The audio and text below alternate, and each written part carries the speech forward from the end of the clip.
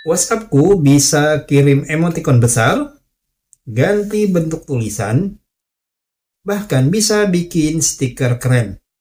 Oke, langsung aja ke caranya.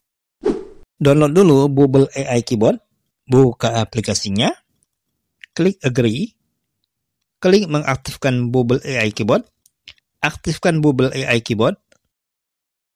Di sini klik Bubble AI Keyboard sebagai metode utama. Pilih continue, klik selesai. Klik terima dan lanjut, pilih saat aplikasi digunakan, pilih izinkan, lalu buka WhatsAppmu dan coba kirim pesan ke salah satu temanmu dengan cara menekan dan menahan salah satu emoticon ini. Maka emoticonnya jadi besar dan bersuara. Jika kamu cuma klik aja emoticonnya, maka emoticonnya cuma besar aja tanpa suara. Jika kamu mau bikin stiker otomatis, kamu tulis dulu kalimatnya, lalu klik ini.